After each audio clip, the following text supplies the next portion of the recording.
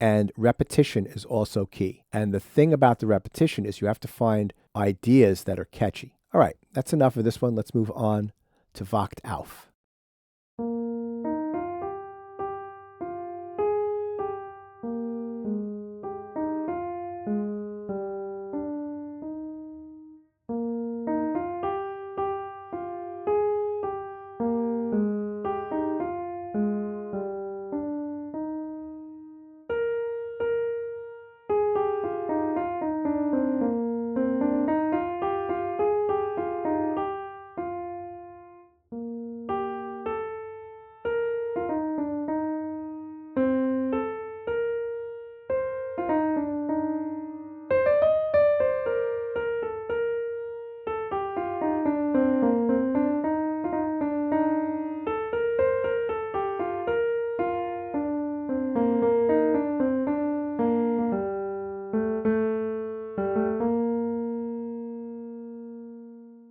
This piece is a little bit more complex than the first piece. It contains a lot of nuggets that we can mine and develop in our own music. The first thing is that instead of 8 bars, it's 12 bars long, still broken up into groups of 4 and 2 in terms of the measure length. So what do I mean by that? We have this opening phrase, which is 1, 2, 3, 4 measures long.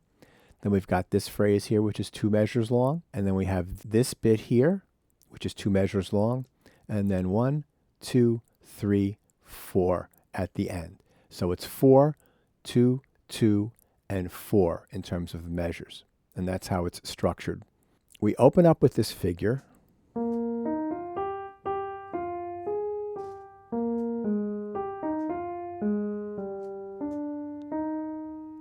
In a very similar way as to the first piece we looked at, we're talking about outlining triads here. If we look here at these first few notes, we've got the B flat, E flat, passing note to G. So that's B flat, E flat, and G, which we're in the key of E flat here. That outlines the 1 chord. It starts on the 5th and moves up through to the 3rd. We play around that G with neighboring tones. And then we do this skip. Back to the 3rd, to the 3rd, down to the 3rd, from the 4th to the 3rd, and then the 7th to the tonic. So we've got these little rhythmic sequences and melodic sequences. So that's a little rhythmic sequence that gets repeated here, also on the beginning of the measure. And then we've got these 2-note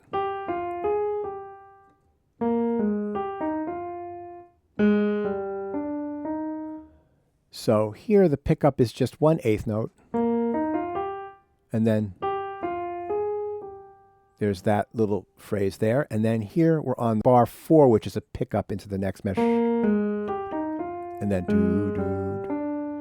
And what's nice is we're ending this in the middle of the bar, which is really cool. As far as melodic things that are mnemonic, things that you can remember, things that are catchy, these skips are catchy, these jumps.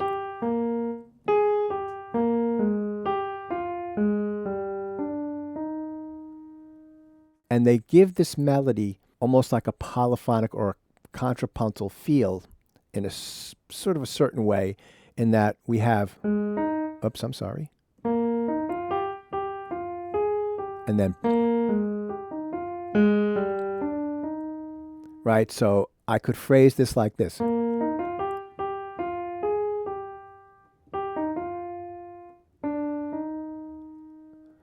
If I take these out, so if I were to play this as if it was 2 instruments, right? I could go,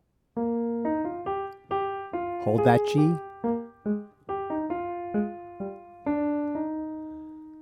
you could think of it in those terms, the way he creates sort of like 2 voices out of a single line. And that's a really standard feature in Bach.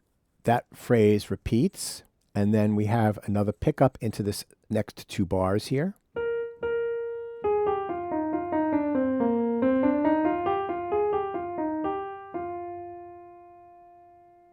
This right here, at the end of this phrase, is descending, at the end of this phrasing, it's ascending. So you see how he does a little variation there, which I really like. We're just going from a B flat down to a B flat through a scale here. And that's much different than this here. It gives you a feeling of moving forward, moving towards a goal. So if I were just to play the first 4 bars,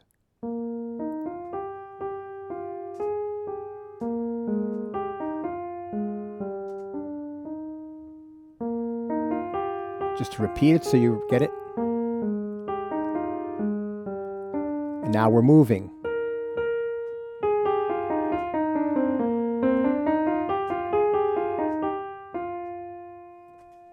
But we're not settled. This phrase here,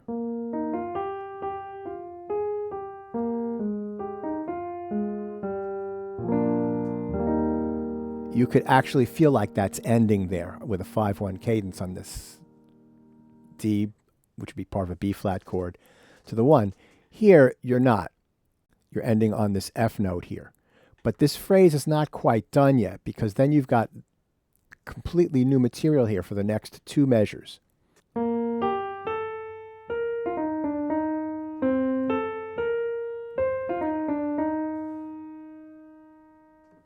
So what's he doing here? Well, in the beginning you had B flat going up to G with this little passing motion here. He's bypassing the passing motion. He's going from B flat right to the G, and somewhere in this phrase he's going to want to have motion to the key of B flat to the 5 chord. The typical way that you would do that harmonically would be, and then, so what did I do there? I went from an E flat chord to an A flat chord to an F7, or just an F chord to B flat, right? So I went from 1 to 4 to a modified 2 chord, which has the A natural in it instead of the A flat, which is also known as the 5 of the 5 chord, the B flat. So he's moving there melodically, and what he does is he introduces that difference between the key of B flat and E flat, which is the A natural as opposed to the A flat. And he introduces that prominently in the melody here. He also re-emphasizes that because here you've got the A natural a second time. And here it's interesting because it's part of basically, right? Part of an E flat chord. So in other words, in this measure here, up to this point here, you've got B flat, G, B flat, and a lot of E flat. So you've got a lot of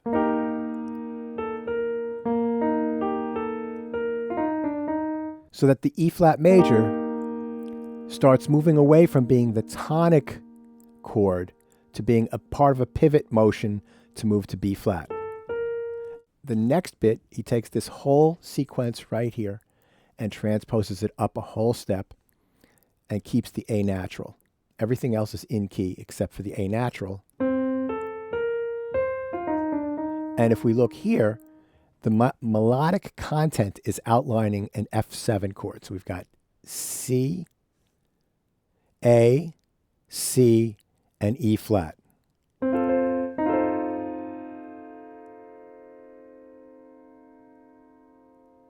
Right? He has the F right here as a grace note.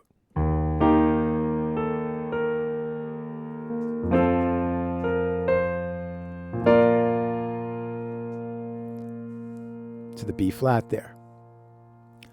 So what's really nice about that is the way that he's using the melodic content and changing the accidentals to help you move to the 5 chord as a tonic or a temporary tonic. Right here, we have a variation of this bit here with the A natural instead of an A flat.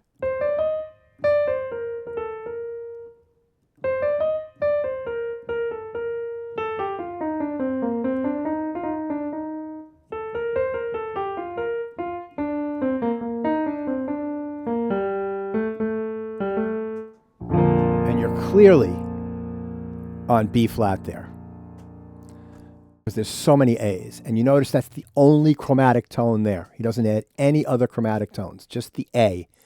And that you'll find that very typical in music of this era and in expositions of classical composers as well. They only add the accidentals they need. It's not until you start getting into Schubert and Mendelssohn that you start getting, much more free with the accidentals you add.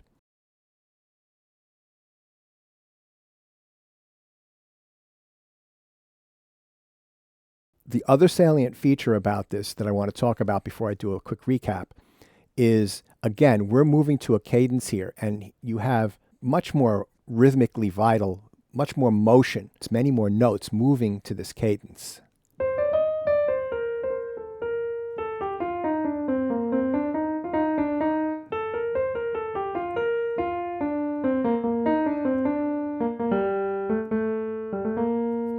And I'm not playing the trills and the ornaments, just working on the meat and potatoes of this. We have in here some salient features that help the melody. You see it's logically put together. It's a two-bar phrase. Two-bar phrase gets repeated, so you have a statement.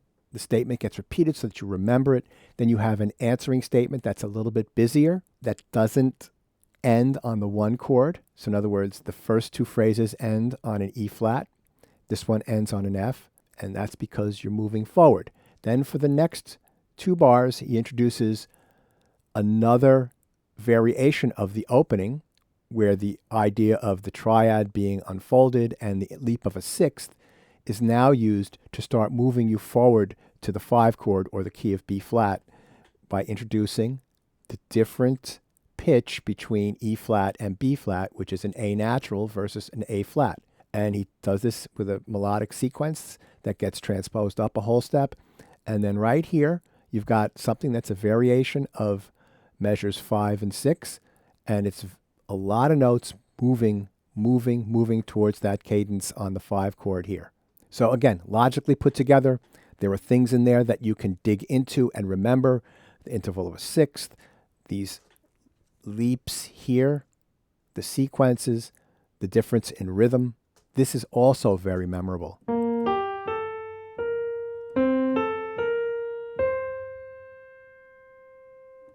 So incredibly logically put together. And the thing is, with both of these pieces, you can be logical all you want. The art and the genius is when it becomes a great melody and it doesn't sound like you've calculated all of this stuff and just fit stuff into a formula, where you can create music and melodic content where all of this logic is in the background and it's there, but it's done in a way that is natural, not forced, not formulaic, and creates a beautiful, catchy melody. So that's the end of this video for today. I hope this has been helpful. Again, if you like this, give a thumbs up. For more content, please subscribe. And to be notified, ring that bell. Thanks so much for watching. Leave any comments down below. There's also a link for these 2 bits in the description box below. Thanks so much for watching, and I'll catch you on the next one.